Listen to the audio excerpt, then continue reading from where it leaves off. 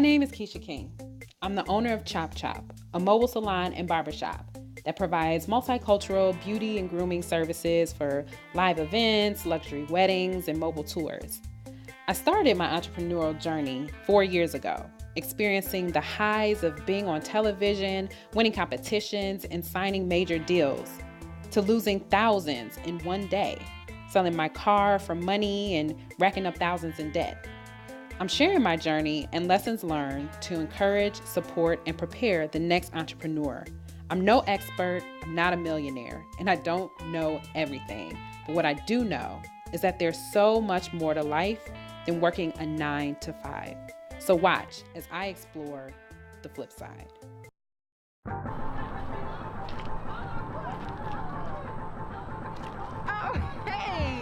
You join me again on the flip side with Kesia King. I'm so glad you are here because today, let me tell you, we got some real stuff to talk about. We are talking about the top 7 mistakes I made as an entrepreneur. Now, I've made more than 7 mistakes, okay? But these are the top 7 that I wish I could have avoided.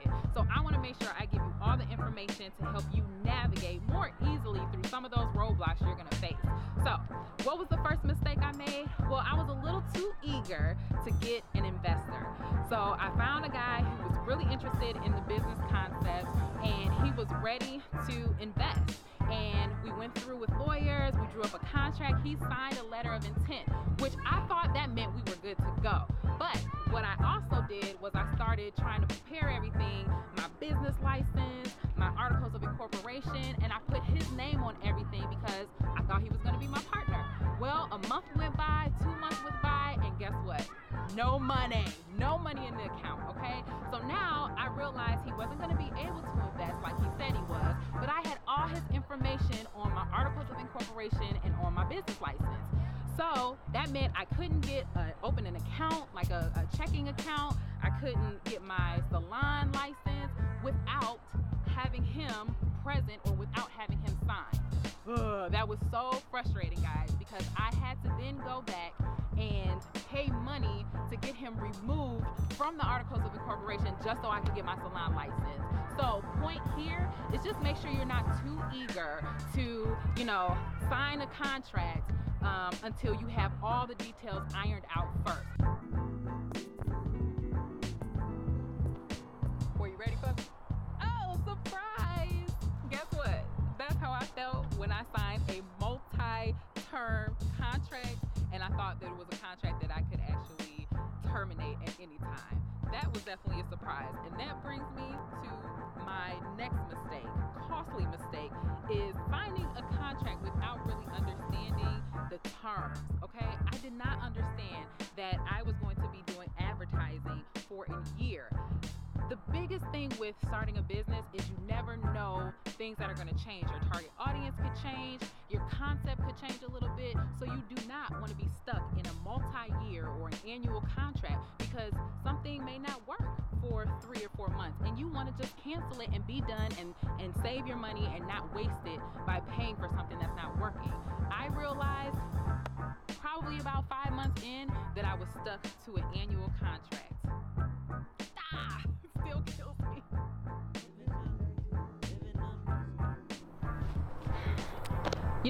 While we're on the subject of payment terms, I'm going to tell you another mistake I made when it came to payment terms. So, sometimes when you're a startup and you get your first client and your first customer, you're just so excited. You're so eager to close the deal. And for my case, take the trailer out and perform an activation. Well, when I signed the contract, I didn't really ask how I was going to get paid or what the payments terms were. I just assumed. And that's another thing you realize is that don't assume anything in business. Be explicit, ask questions, make sure you know to a T everything that's it's going to take place the day that you execute or when you make the sale. So anyways, I found out when I got there that the company, the brand that I was really putting on this event for was not the brand that was paying for the event. It was actually their sponsor. And the sponsor was not going to pay me until 30 to 60 days out from the event. What I realized is that some companies have their own contracts and they put in there, their payment terms are like anywhere from 30 to 90 days. So I had already allocated funds to my stylist, my barbers, to my videographer, to my driver. So $3,000 paid out in expenses in that day, and I didn't get paid until about 30 days out. That's a mistake you do not want to make. At least you want to be ready for it, if nothing else.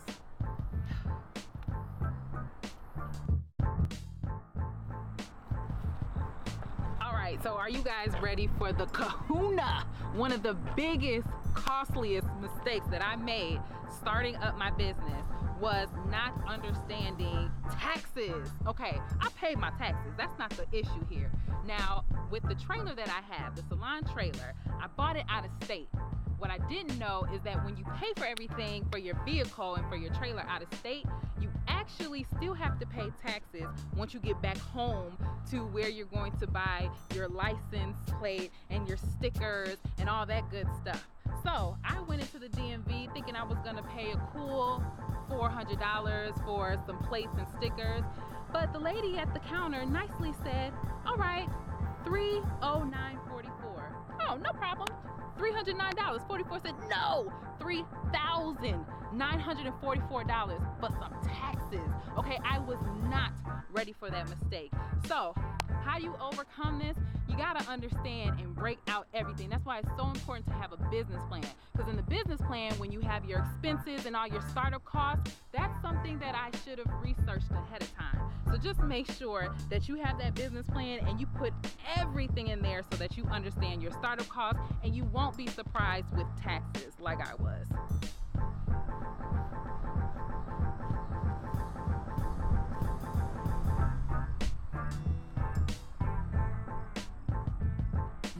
Next time on The Flip Side with Kesia King, find out what mistakes I made with my first website and why trade shows can be a waste of time and money.